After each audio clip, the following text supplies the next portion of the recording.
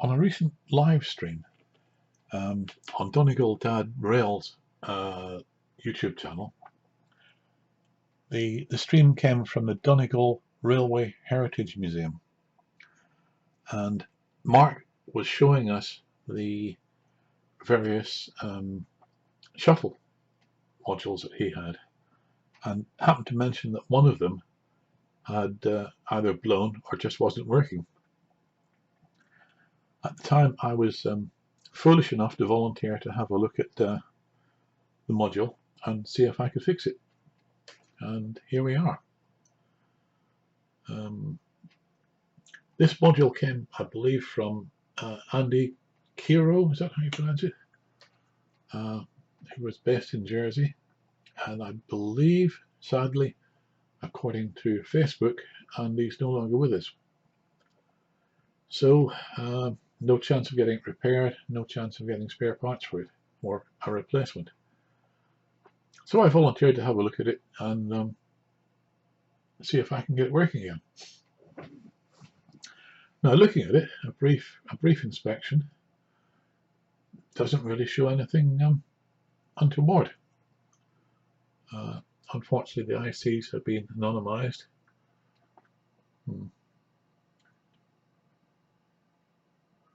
Rather heavily, by the look of it. Never mind. But we can make a rough stab at what this does. As I said, it's a shuttle unit, so it takes power from a normal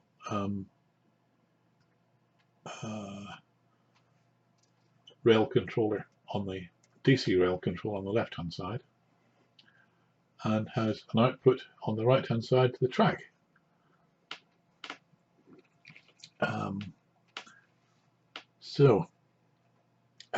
It also allows, so basically what it does is it runs the train forwards for a certain amount of time, backwards for a certain amount of time, and the amount of time is determined by this potentiometer.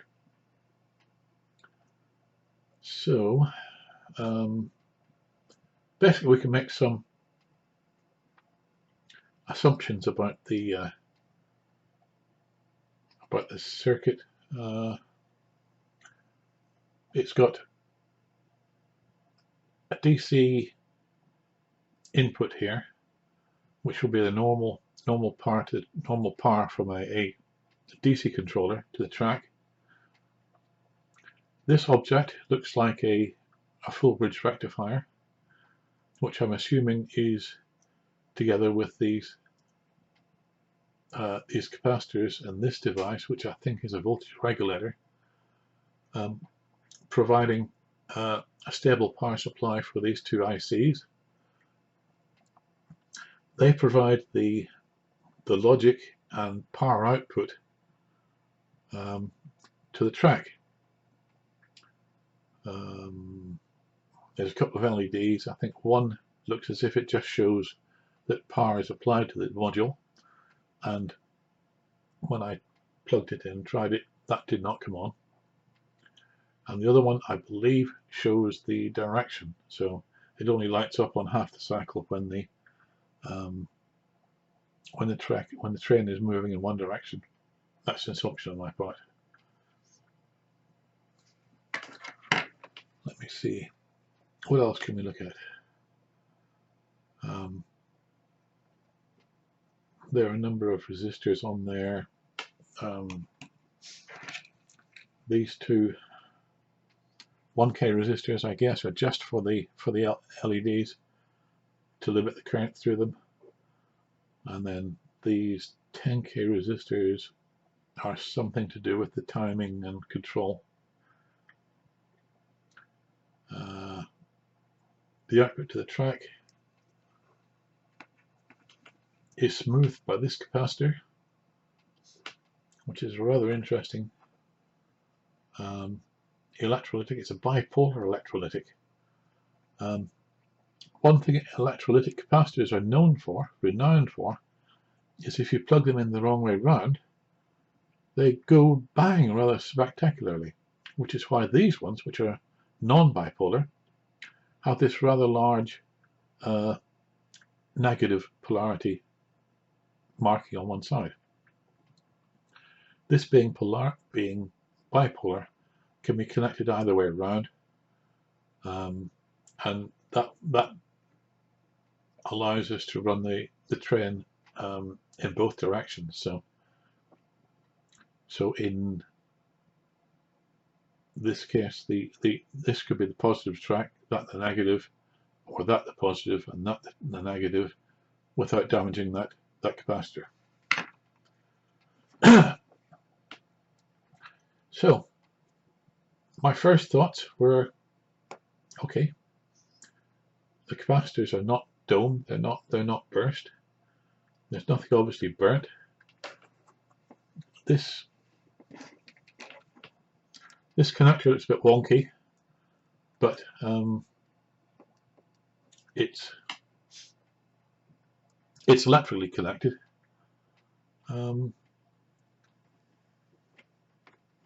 All's well, unfortunately. However, when I plugged it in to a DC power controller, this LED didn't come on. And so I reverse engineered the circuit to a certain extent. I've still no idea what these ICs are.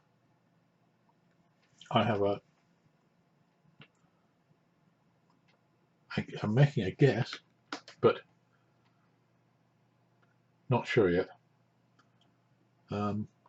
However, when I looked at it by eye, it looked fine, until I looked at under this camera, and I don't know if you can see around here where the bridge rectifier is, there's just the slightest discoloration of the PCB. It is very, very subtle, but it does look as if that has had a hard time. It looks as if that has perhaps overheated at one point, and as it provides the DC power for the rest of the circuit, I think that would be a good point to start looking. So basically what we're looking at is, here's the power input from the DC controller, which will be either a linear DC or a PWM waveform. That's being fed into these two pins on the bridge rectifier. And what normally happens with a bridge rectifier is you can feed in an AC signal here, and you get a DC signal out here. And because of the way it's organized internally, you always get, say, negative on that side and say positive on this side, no matter which way you connect these around, and no matter whether you put DC in or AC in here.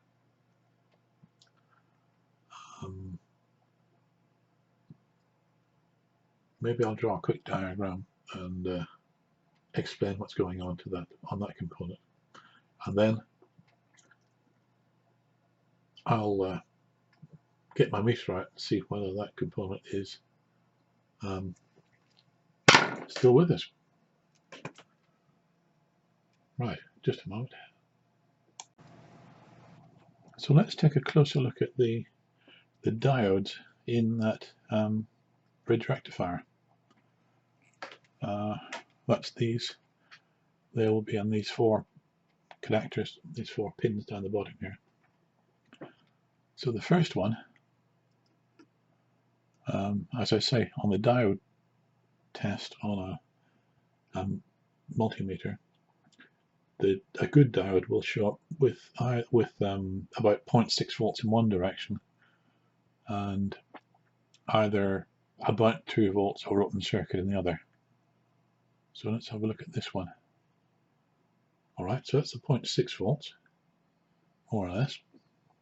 So this one should show about 2 volts. Hooray. So if I swap the leads over, this one should show about 2 volts, and this one about 0.5, 0.6. So let's have a look at the one across the top. That one appears to be open circuit. I'll just touch there to check I've got a good connection, which I have. And this one also appears to be open circuit.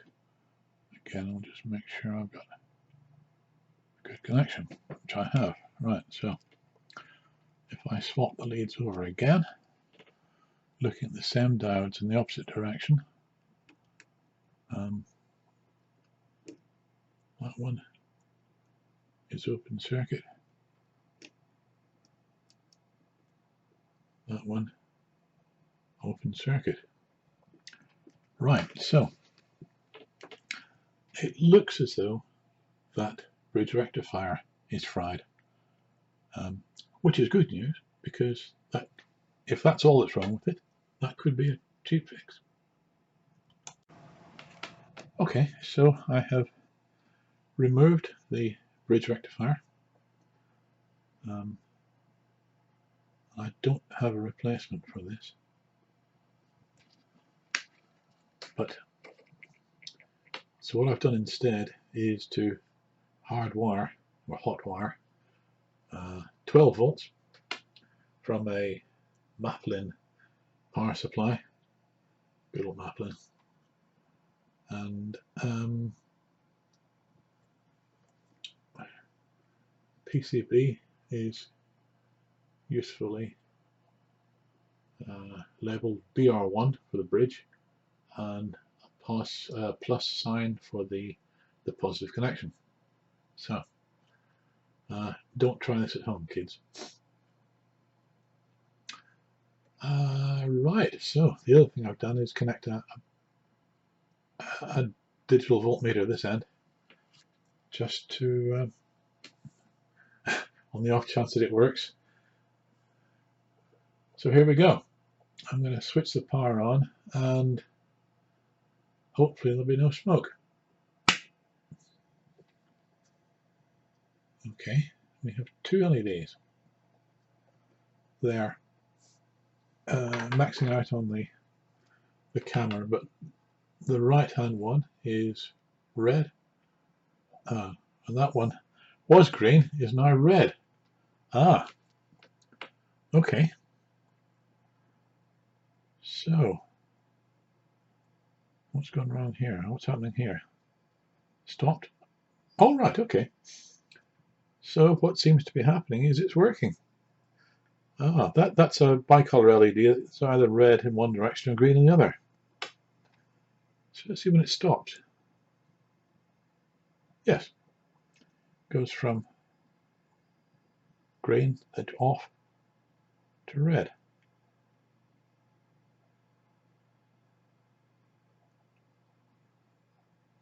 To off to green. Okay, I thought I saw it do. I thought I saw it go straight from either red to green or green to red earlier. I'll check that on playback. But that looks like it's working now. And if we look at the voltmeter is showing, if I get the two together,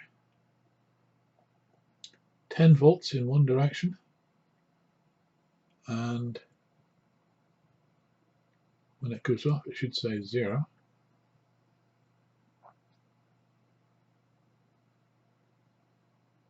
And then minus 10 volts in the opposite direction. Excellent. So I think that's working. Now obviously I'll need to fit a proper bridge rectifier in there and then give it a run on a piece of track. But yeah, fortunately that looks as if that was a cheap fix. But the real test will be when I put a proper locomotive on here and draw current through it.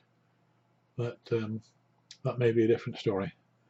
But I haven't got any track set up at the moment, so I'll need to come back with that. Right, well, thanks for watching. All the best. Bye.